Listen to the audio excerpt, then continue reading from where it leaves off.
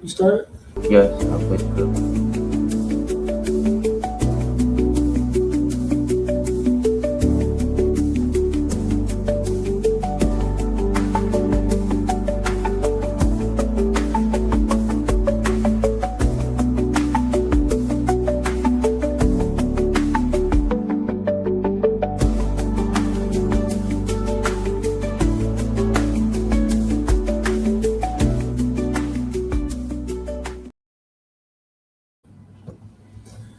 Assalamu alaikum. Welcome back to another edition of Community Conversation at Master Muhammad Noor. I'm your host, Mujahid Muhammad. We're honored to be here today with our dear brother from CAIR, our brother Selaedin.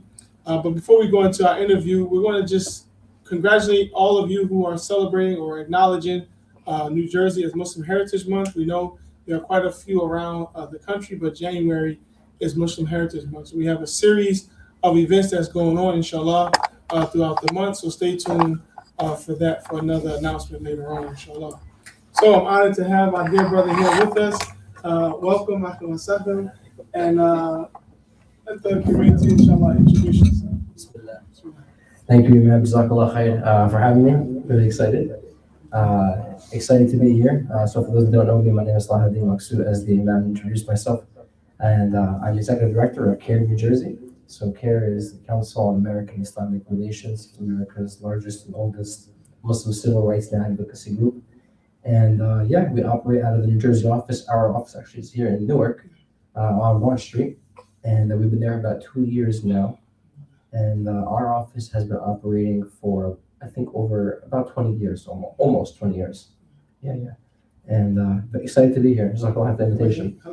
So I guess we could start there. Like, what is CAIR in relation to the work that it does, the advocacy that it does, and the importance of it? Sure. Yeah. Of course. So CAIR is very similar to groups like the ACLU, which is the civil rights organization that protects the civil liberties, civil rights that are granted to all citizens, all residents of this country, which includes freedom of speech, freedom of religion, these fundamental rights that protect us as citizens, allow us to exercise our rights without government intervention, freedom of press, freedom to assemble. All of these things allow us to live freely without any infringement. And so that allows us to have masajid, so we openly practice our faith, any religion at all. And we can also be openly critical of anything and anyone. That's free speech, right? Free speech allows us to say or do anything. And so if any of this is being infringed upon by government, by employers, by other institutions, CAIR steps in to protect the rights of the American Muslim community.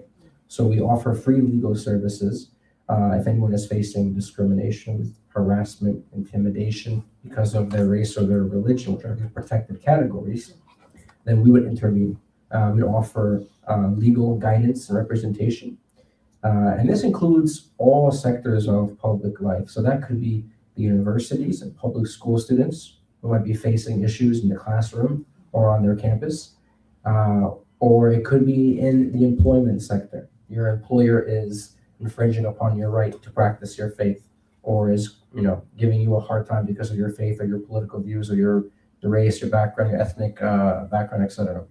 And then it can also just be out in public, for example, like if someone's out shopping, or if they're out and about anywhere on the streets or in shopping centers, etc. And if they face harassment, if they face intimidation, if they face discrimination, we would intervene, right? And we would offer legal representation. That's like the bread and butter of what CAIR does. That's the legal services, yeah? And then there's that advocacy work that you mentioned.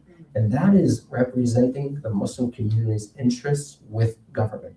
So working at the federal level, the Congress, and then working at the state level, the governor's office and the state house, and then working at the local level, like the municipalities, the cities, the towns, Newark, Jersey City, Patterson, Cherry Hill, Edison, etc., all across New Jersey. We work to make sure that the American Muslim community, their concerns, their interests, someone is championing that. Someone is working to advance those interests, to champion their values, their priorities, their concerns. So that means everything from advancing some legislation that is favorable to the Muslim community, or even pushing back against legislation that might hurt the Muslim community. And we can get into a little bit of what that could be. So that's kind of what we do. And then the third category of CAIR's work is like the media representation. So you have the courts with the legal, and then you have political work and like the halls of power, you could say, in Trenton and Washington, D.C. And then you have the media work, and we all know how important the media is. Right? I mean, this is a podcast, right? It contributes to like the media, social media, news outlets, etc. This is where the public opinion is formed, where people learn and have information. There's public conversation. There's different ideas being shared. There's difference of opinion and discussions and arguments. And that's why the media is so important. So we believe that we have to have a Muslim voice in all different aspects of the media. So we try to offer our perspective, and we try to be featured in print, TV, social media, local news, national news, even international news. And we try to say, hey, this is the perspective of the American Muslim community. This is what we think, and this is our, our thought process, and this is our opinion, and here you go. And we challenge the status quo, or we challenge any racists, or we even at this point in time, especially the Zionist operation that infringes upon our rights or is hurting our community, or anything that might be causing harm to American Muslims, or politicians, institutions, or just speak positively about what our values are, what we care about, etc. So all this work is the civil rights and the advocacy work that we do day in and day out. And so we have a professional team of a little under 10 people that offer these services. So we're a charity, we're a 501c3 organization, like the masjids, like any charity group, like humanitarian relief organizations. And so we operate on the contributions from the community, and sometimes grants as well help us do our work. And that's it, these are our services. So legal, advocacy, political work, and media work. And we also do a little bit of youth work, but that's more secondary, and you could say we foster the next generation of American Muslims, young leaders, so that they can take on the mantle and be prepared to enter these fields, become the future lawyers, become the future politicians, become the future advocates and activists and journalists and reporters, to really fight for what our community believes in, right? To protect the future of Islam, the future of Muslims in America, right? We believe that this is our home, this is our country. Many of us either chose here or were just born here. For whatever brought us here, we're here. This is our home. And we believe that we have to fight to improve the conditions of these cities and these towns that we live in. And it's our obligation, right? This is what our Deen teaches us. And so we try to be of benefit to society, and we try to contribute positively. And that's kind of like what CAIR's whole mission is all about. That's excellent. Excellent. Very laid out how you broke it down, the different components of the organization. And one thing that came to mind is what made you get into this? How did you get into this? Yeah. And then maybe one or two challenges that you've embraced so far being in this role. Yeah. So prior to me joining CAIR, I've actually, this December, alhamdulillah, or well, no, it's January. So it's flying by. Allah Akbar. Yeah, January 2nd. Yeah. So this past year, December, was my 6-year anniversary with CAIR, alhamdulillah. And prior to joining CAIR, I was doing Islamic studies in the academic field. So I did my BA and my master's in Islamic studies, and then I quickly transitioned after I finished my master's right into CAIR. That was 2019, at the tail end of 2019.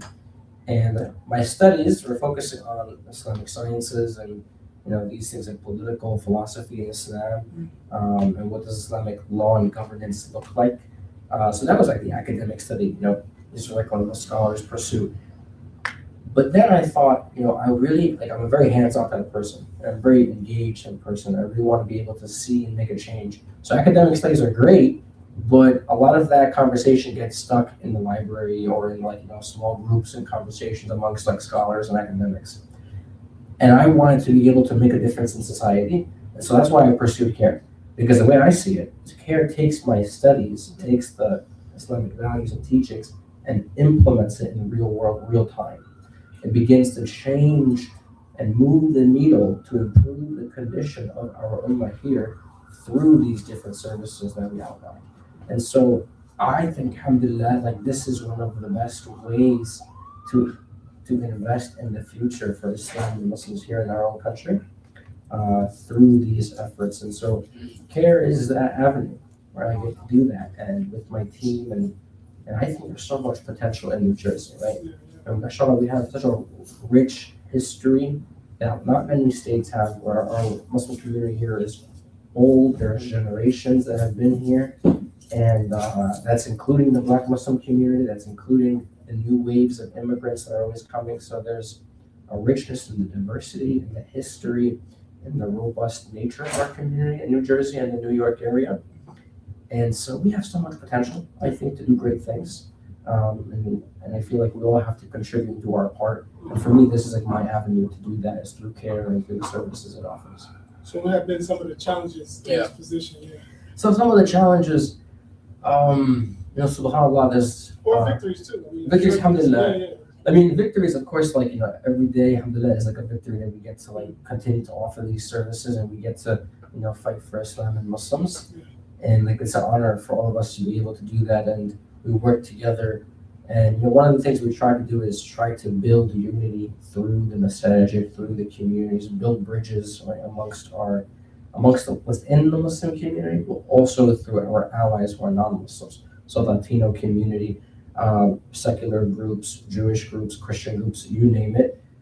We try to build friendships with them and fight for shared, causes, common ground causes. And we see a lot of that, especially as of recent, where many of us are really fighting to protect free speech. And so one of the battles that we're currently undergoing right now is there's a bill in the State House that, if it were to pass, it would conflate the criticism of the state of Israel with legitimate anti-Semitism. So anti-Semitism is bad. We condemn it. It's horrible. It's racism against Jews and Judaism is prohibited and is wrong, right? Racism in Islam is prohibited. But the criticism of a foreign government, of a political ideology like Zionism, of the policies of the Israeli government, that's legitimate free speech. We should all feel free and feel open to be critical of a foreign government, especially one that's committing a genocide, right?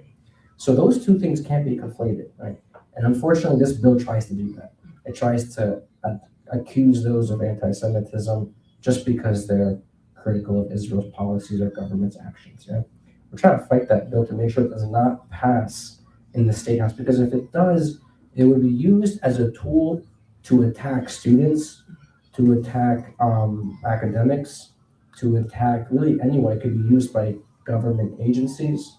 It could be used by government bodies like local, state, and federal. And it could be used even by corporations or really any entity. It could just point to a definition in the law and say, this is giving us the means to reprimand you, to punish you because you've been critical of Israel, because you spoke out in support of the Palestinian cause. And so this definition is going to give us a reason to up the charges against you, to increase the degree of punishment against you, because it claims your actions are anti-Semitic. So we're actively fighting that bill. And so far we've been successful. Every couple of years it comes up in a different fashion, and they tweak it and they change it and they try to push it through the assembly.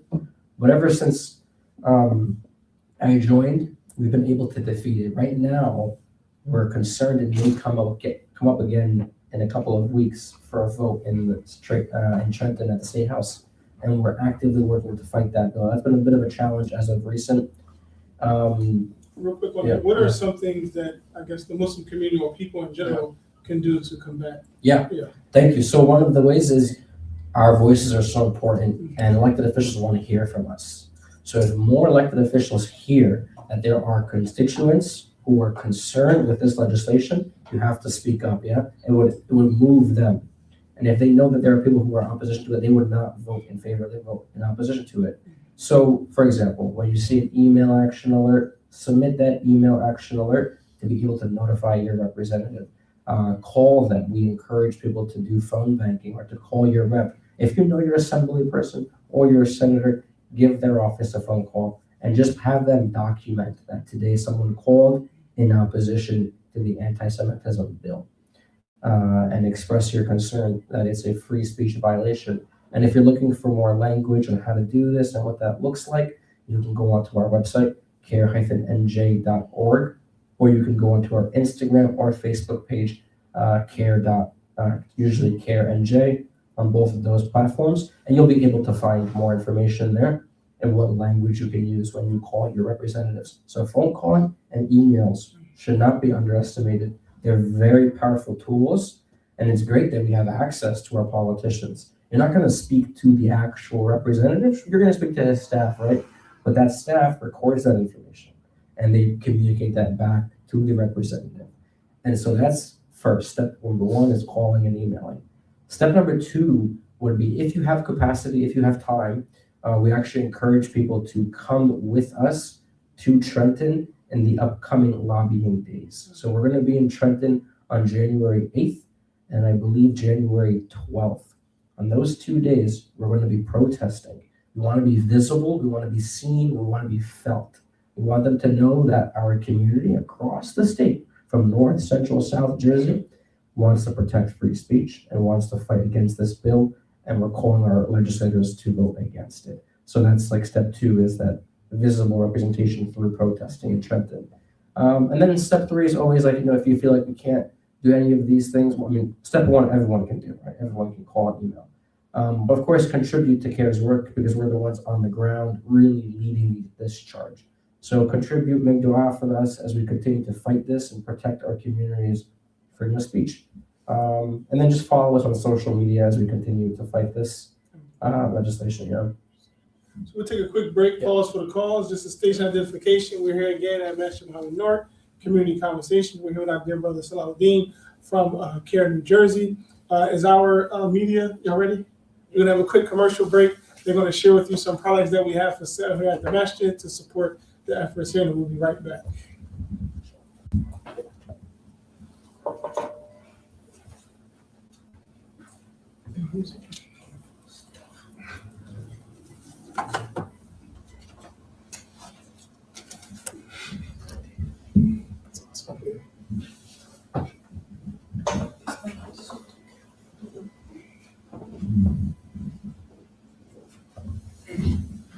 Assalamu alaikum. My name is Nishan Sankofa. So today we have the Chew detergent heavy duty. It's halal, so we all know it's made from a Muslim. We have 101 loads saying you can use this for 101 loads of clothes. But other detergents, see this small little cap. Other detergents, they have bigger caps so you can use all of it and keep using your money. And as it says here, it says remove dirt, brighten fabric, and leave a fresh, clean scent. So this Chew detergent, the Chew detergent costs $20. And then we have the double journal. We have the Muslim journal, and we have the pocket Muslim journal. So we'll start with the Muslim journal first. You see, you can read, and it tells you about the events that's happening around the world, and articles written by people from Maksut Muhammad North and near this location. And then we have the pocket Muslim journal, where you can write your important stuff like a calendar. So you can mark your important days, and then in the back you have your notes, just in case you want to write something. Then you have personal data, stuff about you. And then we have New Candy by Muslims. It says Katydids. New candy, and you can buy it for only $20. And I forgot to mention, these two are, this is 20, no, this is 5, this is 20. 3. This is 5, and then this is 3. And then we have the Muslim flag. See, us Muslims have our own flag, so we don't have to worry about other flags. It's had shaped like Quran, like pages, and then it says La ilaha illallah Muhammadur Rasulullah in Arabic, as we know the Shahada. So if you want to become a Muslim, just say that. Assalamu alaikum. Yes. So thank you for that quick, brief commercial. Again, here at Maksut Muhammad North, we have several products that help us support the efforts here. So as we jump back into the conversation, as we finish up for the next 10 minutes or so, there are some particular issues, as you mentioned, some in relation to freedom of speech. What about some of the things in relation to deportation, things in reference to, I know there's another big concern with, what they used to call the Mosque Watch and suspecting people from being a part of terrorist groups and stuff like that. Can you just speak briefly to that, inshallah? For sure. Thank you. Okay, so this past year, 2025, with Trump in office has been crazy. I mean, we're reflecting back on it, and it's like every month was a new crisis. And there was like constant fires being put out because of the new policies he was introducing and the new, laws and legislation, and the impact it's had on the community has been crazy. I mean, thinking back month by month, the difficulties that have been put upon all minority groups because of the result of his legislation is really crazy. But yes, ICE is included in that category, and the impact ICE has had on the immigrant community is it's so disappointing and so saddening to hear about the stories of families being torn apart, of people being locked up here in like Delaney or in Elizabeth, and so many who continue to be locked up for months on end. And in so many different cases, I mean, there are some cases where people were, targeted because of their pro-Palestinian advocacy. In some cases, like the very more famous now story of Leka Kodia, who was actually from Patterson, New Jersey. She was at the Columbia protest, and she was targeted for her pro-Palestinian advocacy, and she's now in detention, I believe, in Texas. And yes, she's in Texas, and she's been there for quite some time. She's the last activist to still be in detention now that the rest of them have been mostly released, like Mahmoud Khalil and Dr. Badr and many others. But unfortunately, Lakha from our own state is still in detention. So we are raising awareness about her issue. We're calling on our legislators and our elected officials to also use their platform to speak up for her, and to just make the story be known so that we don't forget about her, and we don't allow our government agencies to sweep it under the rug. Instead, we're going to pressure them to release her because she is unjustly detained. She did nothing wrong. Her crime was supporting Palestinian cause, right? So it's just one example of when the government takes action against pro-Palestinian activists. And on the other hand, you also have people who immigrated here and may have some issues with paperwork or whatnot, and the government has exploited that and has taken action against them. These are not criminals. These are not people who have committed any crimes or any violations of laws, but the government's very radical, very extreme attack on immigrants has put so many in detention, and it's this dehumanizing process that has unfortunately even impacted the Muslim community. I think people think this only impacts the Latino community, and that's not true. The Muslim community is very diverse, and we have many immigrants from all different backgrounds coming from all over the world, right? And they have also been impacted by the ICE raids and the ICE infringement. And so what we do at CAIR-New Jersey is we raise awareness about this issue. We pressure our elected officials to address this through policy change. We don't offer immigration services. That's not our forte, but we can refer people out to immigration attorneys, and then they can take the case from there. Or we have partners in immigration work that offer those services, so we could refer them out to those organizations. But we do try to intervene where we can. And in some cases, we can offer letters of support for any of those who are detained, in case that might be helpful, and present it to a judge, where a judge may consider that as a piece to support the person's freedom. So there are different ways. So if people are facing issues with ICE, we recommend that they contact our office, and we can put them on track to find someone who can help them, or we could possibly intervene depending on the case. And then the other part of your question was in relation to the you mentioned about I said the watching of the bastions. Like okay, yeah. So unfortunately, FBI spying, government overreach is still an issue, and especially with Trump. So we've noticed more FBI calls, people knocking, FBI knocking on your door, both personal, places and Masajid and even at the airports too. So CBP, Custom Border Patrol agents who are stopping Muslims at the border while coming back from overseas, and they're being detained for hours on end, and their cell phones are being confiscated. And they're being asked questions that are really inappropriate and things that you should never have to answer, like which method do you follow? What are your political views? Are you affiliated with any terrorist organizations? These are all inappropriate questions that no one should ever have to answer, right? And it is beyond the basic fundamental questions that everyone gets asked at the border, like where are you coming from? Where are you going? How much cash do you have on you? Do you have anything in your bags that's like prohibited? They don't allow certain goods to be brought into the country. And if you disclose all your paperwork and you offer basic answers to those questions, that's it. You shouldn't have to answer any more questions about what's your opinion on 9/11 or what's your opinion on Trump or Israel. Those things are no good. You should never entertain any of those questions. So if you get asked questions like that by CBP at the airport or at the border in Canada, you just say, hey, I can't answer those questions. Like, I don't feel comfortable answering those questions. I respectfully decline to answer any of those questions. And if I'm not being held or detained any further, I'd like to go. And if they insist on detaining you, you can request for an attorney to be present, and you can say, hey, I'm not speaking any further until I have my lawyer here.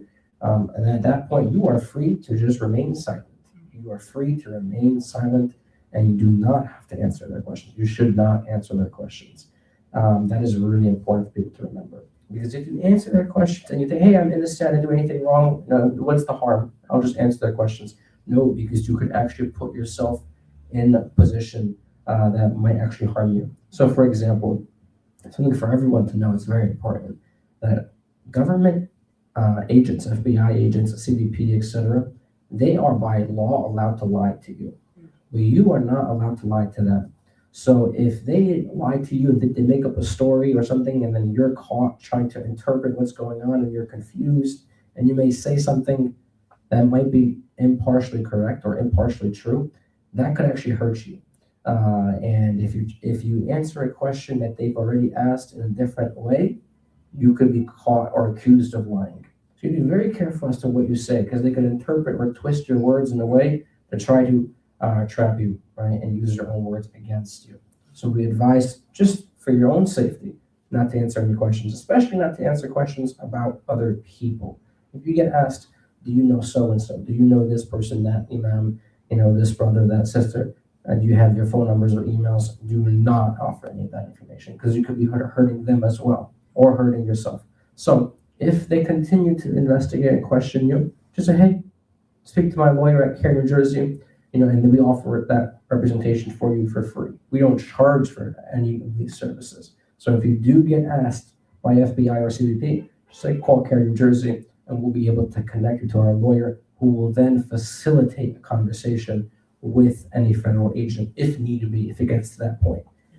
So again, FBI, any of these agencies, if they come knocking on your door, at home, at work, or at the masjid, just respectfully refrain from engaging with them.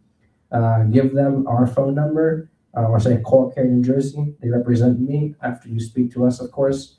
And yeah, that's the advice we give everyone. Right now, it's very unpredictable, the direction that our government is going in.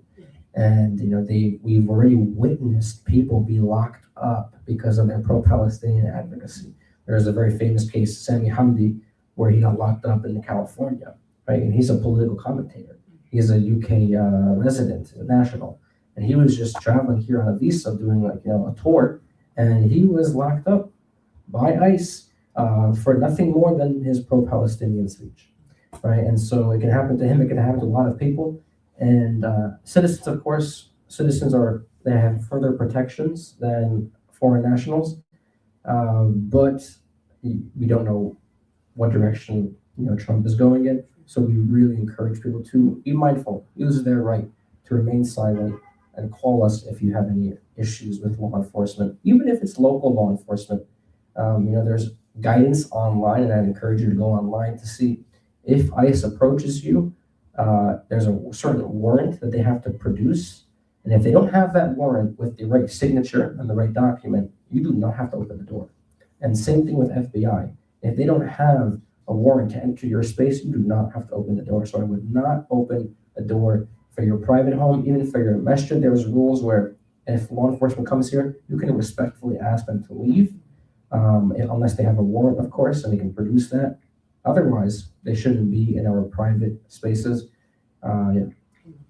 So before I ask you to ask us if there's anything you'd like to share with us before you go, so that was a very thorough connection of domestic issues with foreign-born or those who are traveling.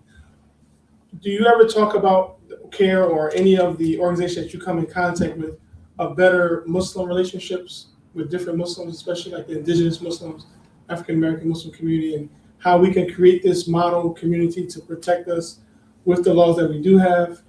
Because there's a lot of issues that come into the Muslim community that are affected by Muslims because they're coming in and those who are here. But I wonder, is there like any discussion in relation to like how we can build our own community? I know there was a big issue down in Plano, Texas, about trying to create the Sharia towns and all that stuff. But I know us being here as African American and all the things that we went through being here as American or coming to be an American, I think it can help and assist other Muslims with some of the challenges that they have. Yeah. I mean, the fact is definitely the Black Muslim community has faced and experienced a lot of this harassment and discrimination prior to the immigrant community that's been here. And the immigrant community in like Texas, for example, that's, building these new institutions is now like facing their own hatred and discrimination from Texans and anti-Muslim bigots.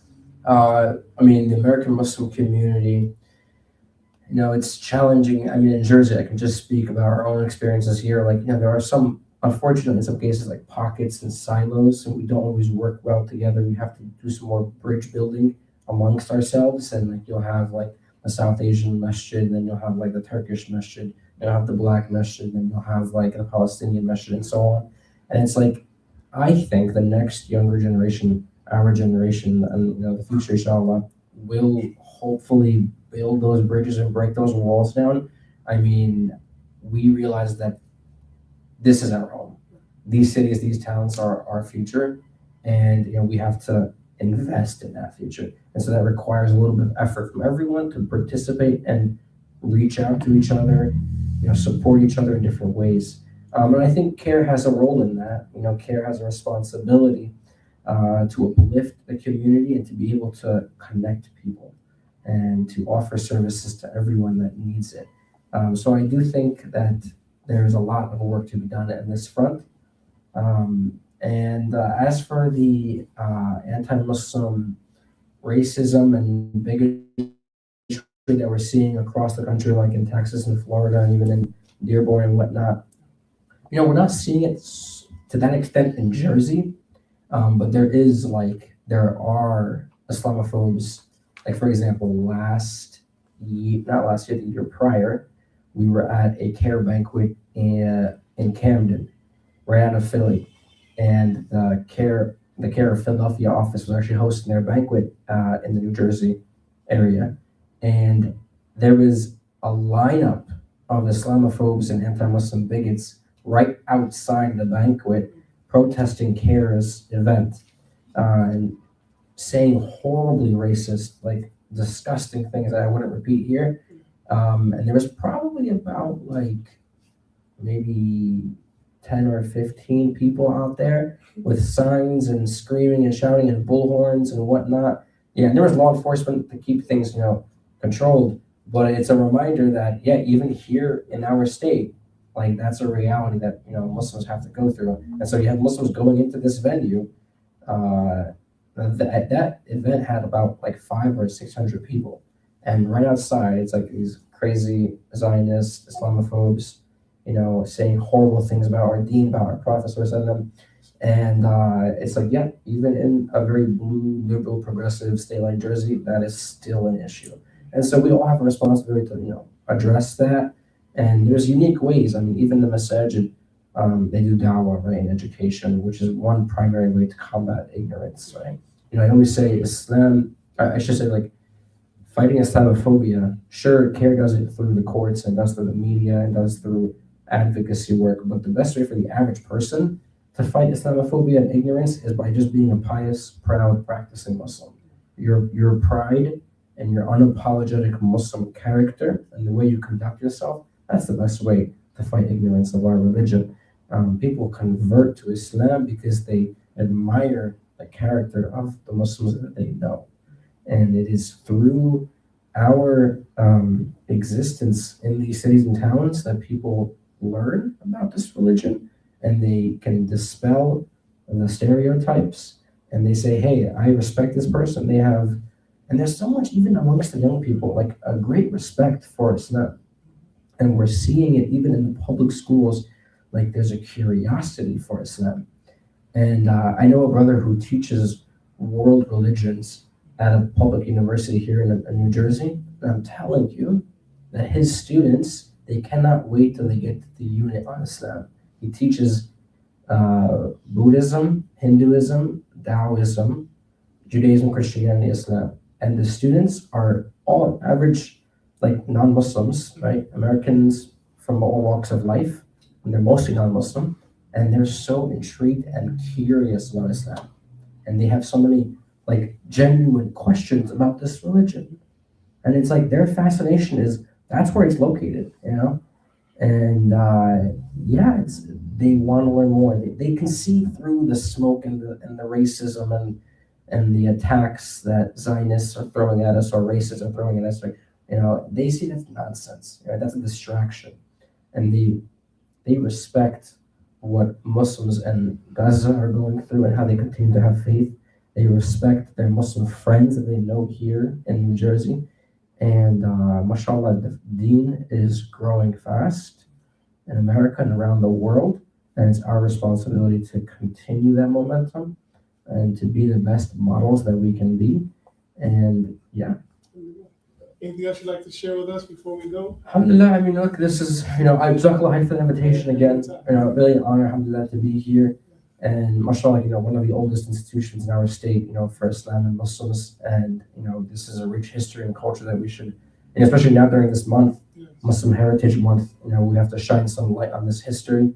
So I appreciate that. The ad was awesome, and I love seeing the flag because that's a history that not a lot of Muslims know about, right? And that should, we should share that, and see this is all about legacy building. Everything that we do today, we did it because of those that came before us. And we stand on the shoulders of giants, and this center and many others like it paved the way for our community, alhamdulillah. So we made dua for those who have passed away, and we continue to persevere and fight for justice here in America to improve the conditions of our people and fight for a better world for all people.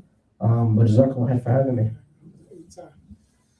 And we also thank you and CAIR for the help and support of our dear Imam who we lost, and the support you all did for advocating to try to get us justice and answers and all the things that you've done for other Muslims, inshallah.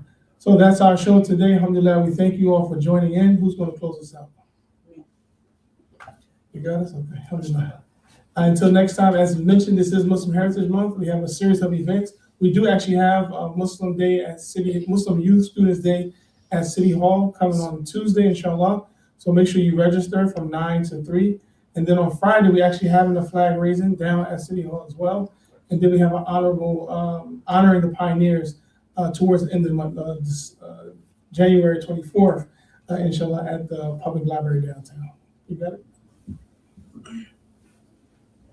Assalamualaikum, we're about to close out. Bismillahirrahmanirrahim. Alhamdulillahi Rabbil Alameen. Ar-Rahmanir Rahim. Maliki Yawmiddin.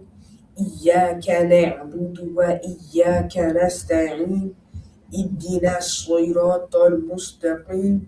Siratal ladhina an'amta alayhim. Ghayril maghdubi alayhim. Wala ddallin. Ameen. Assalamu alaikum.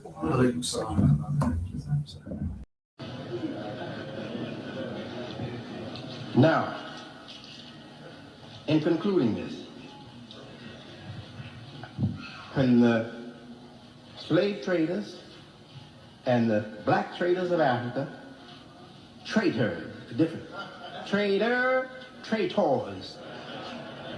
When the slave traders and the traitors of Africa called themselves Muslims, were fighting each other and carrying on and weakening their people over there so that the white traders come in there and get us, take us on slave ships and bring us here.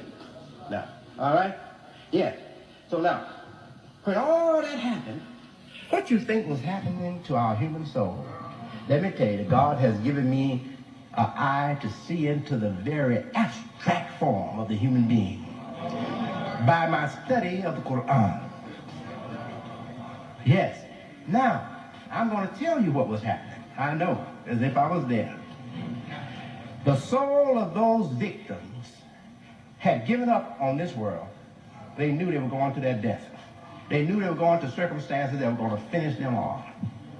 They would never have their lives again. They knew that.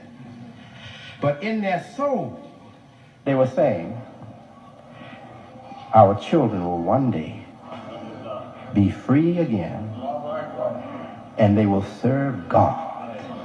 We have failed, but our children will one day serve God.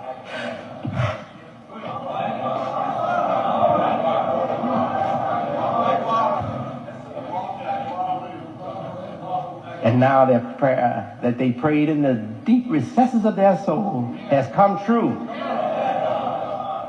And not only are the descendants of the black people of Africa from Islam coming to Islam, taking up the divine cause, but those who never were Muslims, their children from Christianity, their children from Judaism, their children from paganism are embracing Islam in America.